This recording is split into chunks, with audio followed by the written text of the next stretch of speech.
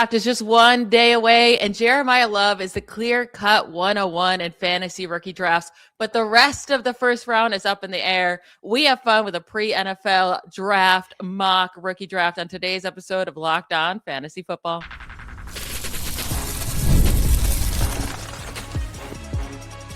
You are Locked On Fantasy, your daily NFL fantasy podcast.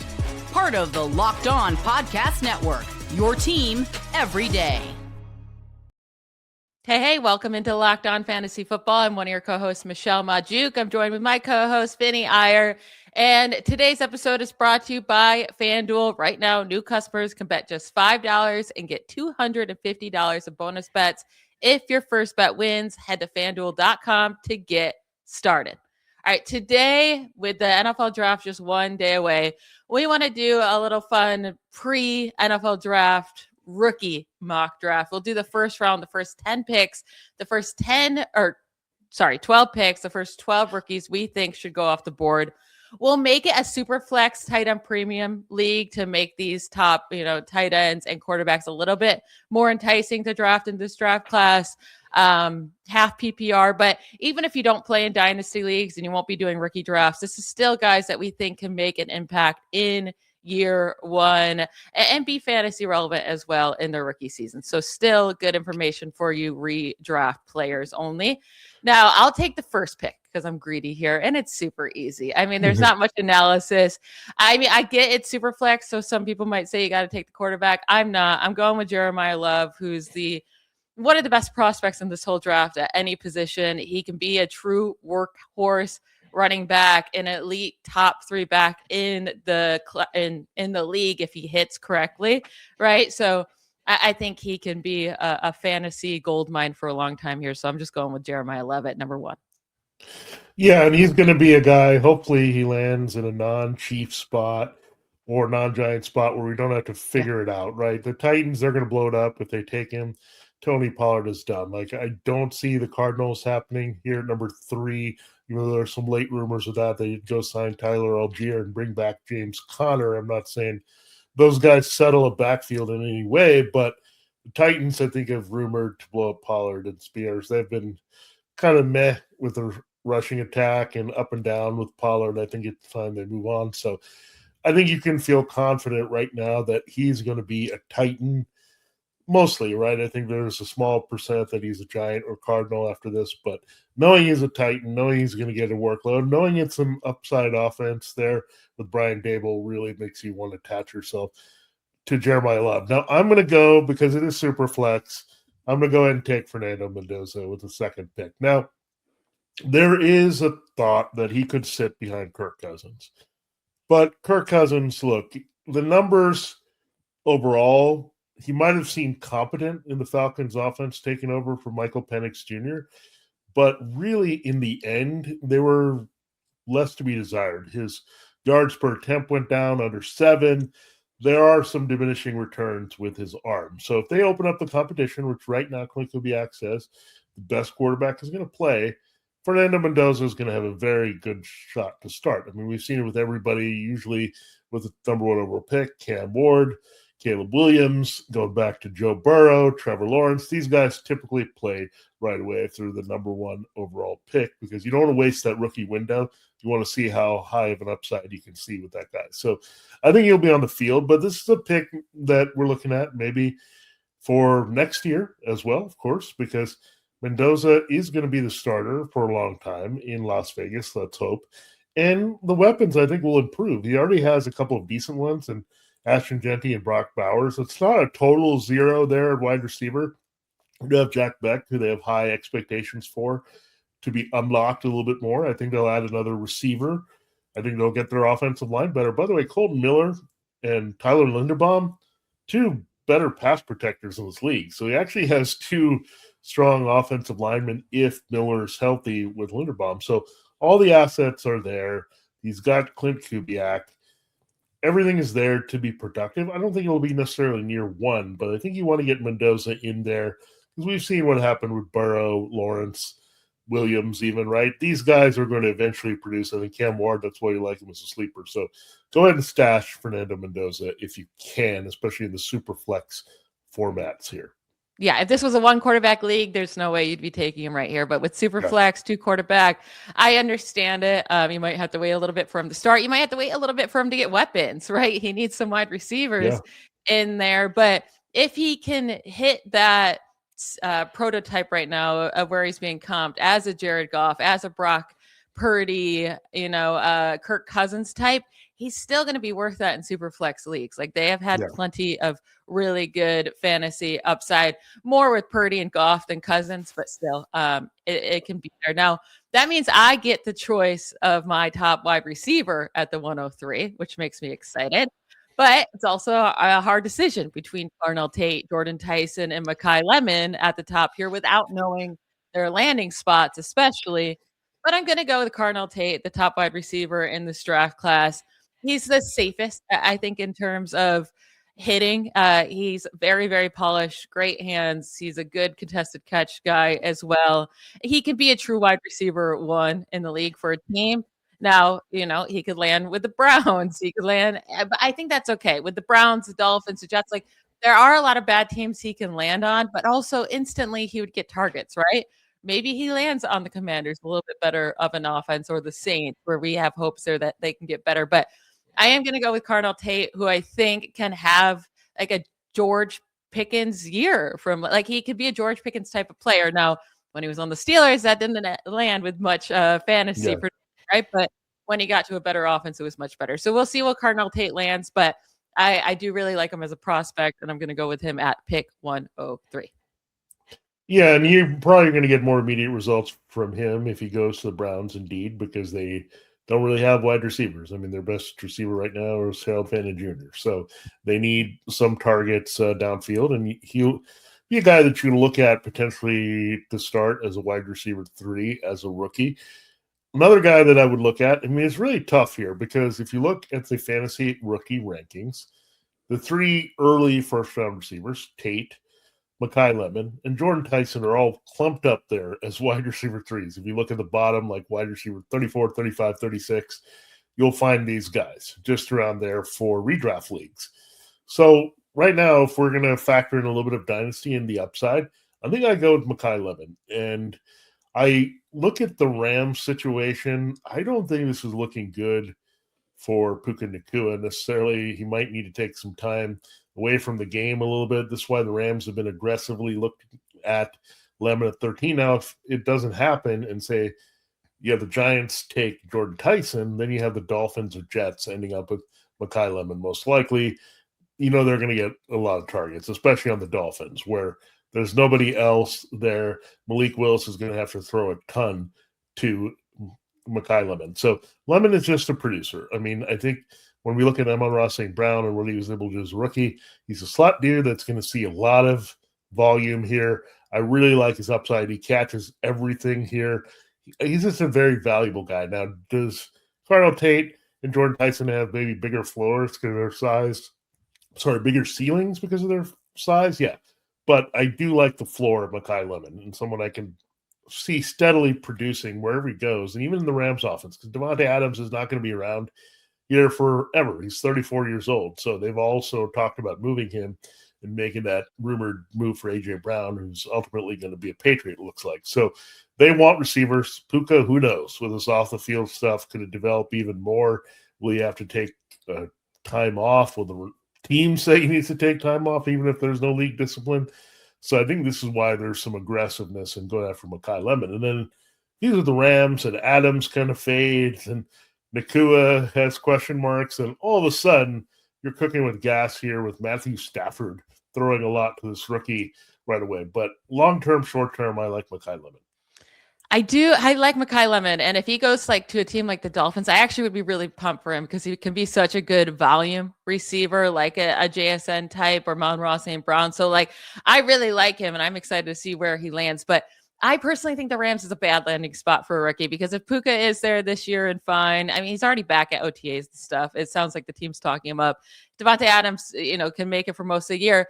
Then you're in a situation like a Rome Odunze was in the first couple of years with the Bears where it was stacked, like JSN was in, right? With the Seahawks to start his career stacked. And then you're waiting. And then by the time, like the Rams wide receiver, right? Stafford's going to be gone. So who will be the next quarterback? So I don't like the Rams landing spot. That would actually make me drop down a player, but I do like Lemon. I like that pick. Definitely, it was going to be hard between Lemon and Tyson to decide between, which I may have just given up my next pick. But I'll tell you why I'm going to take Jordyn Tyson at the 105 right after we take a quick break.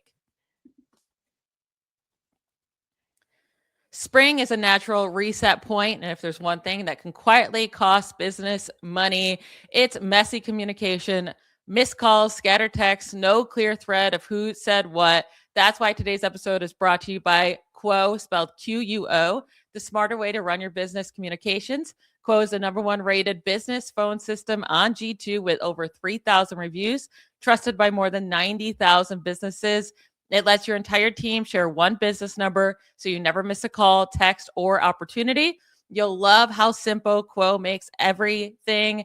Everything lives in one clean thread: calls, texts, voicemails, and the AI summaries save serious time by logging calls and highlighting the next steps automatically. It makes your business feel more organized and responsive. Make the season no opportunity and no customers slip away. Try Quo free and get 20% off your first 6 months at quo.com/LockedOnNFL. That's QUO.com/LockedOnNFL. Quo, no missed calls, no missed customers. This episode of Locked On Fantasy Football is also brought to you by Home Chef. And look, we are always looking for ways to make our lives a little bit easier, and Home Chef is there for you to do just that. You know that feeling around dinner time when you're starving, maybe a little hangry, and somehow there's nothing in your fridge. That's why Home Chef is the easiest way to have real, balanced meals ready to go without the stress. Home Chef makes cooking simple. You get fresh ingredients delivered right to your door, easy to follow recipes, and meals that actually taste great. No long shopping lists, no complicated prep, and best of all, easy cleanup. There are more than 30 meals to choose from every single week, so you're not stuck eating the same thing over and over. You're also going to be spending way less time planning or running to the store, which can be a huge time saver. It is for me with those prepared meals. And honestly, the meals feel like restaurant quality. It's like having a personal chef without that same cost. For a limited time, Home Chef is offering listeners to Locked On Fantasy Football 50% off and free shipping on your first box plus free dessert for life. Go to homechef.com/LockedOnNFL. That's homechef.com/LockedOnNFL for 50% off your first box and free dessert for life. Don't forget that. Homechef.com/LockedOnNFL. Must be an active subscriber to receive free dessert. All right, Michelle, it is time to get into your next pick here with the mock draft we're doing. We're doing an all-rookie mock draft. Quickly to recap, Michelle took Jeremiyah Love. I came back with Fernando Mendoza. Keep in mind, superflex, tight end premium is what we're doing here with half-point PPR. So looking partly for this year, partly for down the line as well. And the third pick, Michelle took Carnell Tate, who we presume right now is going to the Browns. Makai Lemon, a little bit more mysterious at number 4. Who you're taking at number 5? Yeah, I'm going to go with the third wide receiver in a row in this draft, and it's going to be Jordyn Tyson. And I honestly think like these three could be, it could look like the exact opposite order after we know landing spots, right? Like these three are very close, and I really like all of their talents coming into the league. I think they can all be really good fantasy wide receivers if they land in a good spot or they get the opportunity. But with Tyson, his big thing is just health, right? So I got to take him and hope that he can be healthy in the NFL. But I think he'd be the number 1 wide receiver in this draft class if it wasn't due to all those injuries he suffered in college. But he has all the skill sets to be a true alpha X wide receiver. He has elite route running. He's explosive. He can be a team's wide receiver 1. And hopefully, like, I don't even think he has to be a team's wide receiver 1 to come through in fantasy, right? Like, have him be the second wide receiver to Malik Neighbors with Jackson Dart. I love that. Have him go with Chris Olave. Have him go with Terry McLaurin. Like, I think there's a lot of good landing spots for him there. But if he ends up going to a team like the Ravens or the Dolphins or the Jets, where it's not as exciting. I mean, I guess the Ravens would be okay. I still think he can put up some good numbers with those teams as well. So I'm going to go with Jordyn Tyson and then just hope that he stays healthy. Yeah, in reality, we're hoping that all three of these guys pan out wherever they go and produce and give us three more great fantasy assets. We can at least look at as wide receiver 3 help this year in the top 36. Hopefully, some will emerge in the top 24, and even better yet, some will become top 12 options in a year or two for us. So those are the wide receivers, the consensus top 3 receivers. Again, there's going to be multiple orders you look at. Michelle's right. The landing spots are going to make us adjust a little bit, and we'll talk about that on the next show, the shakeups that could happen in the draft that might make us rethink the way these rookies are ranked and drafted. Now, I'm going to go with our first tight end because we're going tight end premium. I actually did this in our league that we play in. I went after Tyler Warren. I needed some help, and I actually took him first because tight end was my weakest spot there. I had some injury issues.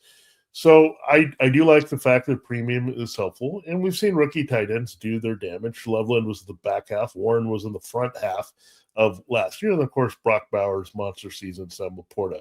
So I think Kenyon Sadiq is my pick here. I'm hoping the landing spot is good. This is a question mark, right? But I don't think he's going to be picked as like a luxury stash for a team. So, like, take the teams that are got a starting tight end now. I don't think he's going to go in that direction, but I think he'll land in a good spot. Right now, the Buccaneers seem like they're very much in love with him, which is not bad because they lose Mike Evans, a big target, and they look to the red zone, field stretching. And there's a lot of question marks after Emeka Egbuka, really, in this receiving core. Joe McMillan, was he a fluke from that rookie year when they were desperate? Chris Godwin, is he done? Was he going to hold up here? And Cade Otton, he'll probably just go back to inline work here and be more of a blocker for them. So they haven't had a special receiver, so I'm hoping that's the landing spot, but I'm okay with the Panthers, who need a second target to Tedder McMillan. I'm okay even if the Eagles do this, especially if they move A.J. Brown. I want him to be in a top 3 of his team's targets, and Kenyon Sadiq. It may not happen this year, but I think it will in terms of the teams that are targeting him, and that'll be good. Then he'll be in business here. And tight end premium will get the little bonus for that. And then I think his career should be rather good as a first-round pick. There's some late concerns with him. I wouldn't worry about it. He tested athletically as the best guy at this position since Vernon Davis. And Vernon Davis was a pretty good fantasy tight end for a little while there with the 49ers. Yeah, I definitely would have gone Kenyon Sadiq with my next pick. He was in consideration over Tyson. I just think those 3 wide receivers should be going over Sadiq. But especially in a tight end premium league, that would have been my next go-to. I like that by you. For this, I think I'm going to just stick with wide receiver for now and go with Omar Cooper Jr., who keeps rising in ranks, it seems like, as we get closer to the NFL draft. But he has that ability to be a high target volume guy. Good route runner. He's reliable. Like he's not like the highest upside guy, but I do think like after the catch, fantastic. And I like those possession receivers. I like those guys that can be counted on to be, 140 plus target guy if their team needs it. So again, all of these guys, we're not going to feel as good until we know where their home is. But I think Omar Cooper could be a top 20 fantasy wide receiver in the league over his first 3 seasons in the NFL. Yeah, that's a good pick by you to get aggressive with Omar Cooper. Now, there's a shift where you could see a lot of things slide up here, where the Giants go after a receiver early in Jordyn Tyson. Then you have Carnell Tate going a few picks earlier to the Browns, Makai Lemon staying and not going past 13 where the Rams are. Then all of a sudden you got to shift everybody. And the Jets at 16 need to think about Omar Cooper. Or you go down, the Dolphins with their second pick need to think about Omar Cooper. So all of a sudden everything is shifting. I think him and Casey Concepcion are a bit of the wild cards here, how far they'll drop in the second half of the first round. But definitely some upside with Cooper. He fits the profile definitely of a lot of receivers, a little bit like Amari Cooper. And he was a good fantasy asset for a long time for multiple teams. So I like that pick by you. Now, I need a running back, Michelle. I want to take some running back upside. So I'm going to Notre Dame again and going to Jadarian Price. Now, more and more I look at him, the more I think there's going to be less separation in terms of where he gets drafted after Jeremiyah Love. And plus, I think there's a couple tiers. There's Love in a tier by himself. Jeremiyah Love, I think, is in a tier by himself. Then you get to the Jonah Coleman, Emmett Johnson, Mike Washington, these guys, right? Where there's some question marks, and a couple guys from Penn State, Katron Allen and Nicholas Singleton. So there's some intriguing later round picks, but if you want to go in the second round and say, look, who's going to be maybe the one guy you can count on to go in the second round running back, it's going to be Jadarian Price. And I'm hoping the Vikings, who have done it before, by the way, Dalvin Cook was a second round pick. The Seahawks did not take Kenneth Walker in the first round, so they can look at also Jadarian Price as they try to fill out their backfield without Walker and maybe an injured Zach Charbonnet, so something to look at. The Vikings are down to Aaron Jones and Jordan Mason, so they might need a little bit of rejuvenation in that backfield. So I'm hoping for a good landing spot here. I think those are the ideal two places here for Price, but I definitely want to get part of the running back action. So I'm going Price there with this pick while I'm on the clock. That is the second time that you stole the guy I wanted. I was going to pick Jadarian Price with my next pick. So I have to now figure out who else I want to take at the 109 because, you keep stealing my guys here. But we'll take a quick break. I'll think about who I'm going to take, and then we'll finish up today's show with our last four picks in our first round rookie mock draft. This episode of Locked On Fantasy Football is also brought to you by FanDuel Sportsbook. We know the NFL draft is here. You can get in on the action quite a bit with FanDuel. And FanDuel is the best time to get in on it because now you have the NBA playoffs, the NHL playoffs. NBA playoffs are here when every possession matters, every matchup is magnified, every game can swing a series. And right now, FanDuel is giving new customers a great way to get in on the action. Here's what I like about FanDuel. You can bet this $5 and get $250 in bonus bet if your first bet wins. The app makes it easy to follow the action, player stats, trends, matchups all in one place. And during the playoffs, that extra insight really matters when you're looking at stars, role players, and key moments. We've already had some shockers here. The 76ers taking down the Celtics in game 2. Of course, the Magic beat the Pistons in game 1. It just makes the entire playoff experience more engaging from start to finish. Again, check it out. There's some good odds you can look at where a certain player will get drafted. So some mini futures there that you can look at on top of NBA and NHL action. Head to FanDuel.com to get started. FanDuel, play your game.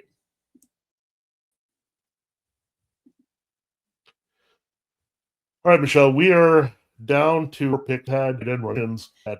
So I would have went for Jadarian Price, and some wide receiver that and to expect, and he just has that exploit, especially the stealing games. So when your team is willing to manufacture touches, he's very good in the screen game. He can be used all over the field. He can be using jet motion as well. But the yards after the catch are just like he's a freak in that area, and his speed and all of that games. Just hope he lands with a team that's willing to get him those touches. So KC, Concepcion, and I'm just stealing all the wide receivers here. All right, that's a pretty good stable of receivers you have, and that's a good way to go. And this is also kind of reflecting where we like the rookies in terms of their talent. We're just doing this with talent and upside alone versus attaching themselves to a team. So this will be interesting if the landing spots change things up. And again, we'll talk about that on the next show. So Concepcion would make sense if you're looking at the other receiver expected to go in the first round. Now, I have a tough decision to make here. This is really hard because, again, I'm getting sniped on all the wide receivers. I'm building a kind of versatile roster here. I don't know if I want to take a shot on the next wide receiver. So I'll just stick by with what I'm feeling here in a little bit in this draft. I really like this prospect out of Arkansas, Mike Washington Jr. He's really risen up the board, and I think he can be a complete back somewhere. I think Jonah Coleman right now, based on what I'm looking at, the mock, like Coleman might have to share a little bit more, be a backup. I think Emmett Johnson has a potential as well with his speed, but I do like Mike Washington Jr. quite a bit. I would stash him, and the Seahawks have become very interested in him as well, and he could be an option for the Vikings. So I really am playing off that a little bit where the landing spot can be really good for Mike Washington. Again, this is also an alert where I do have him pretty high. I mean, it's basically Love, Price, and then you get to Coleman, Washington, and Johnson in some order, right?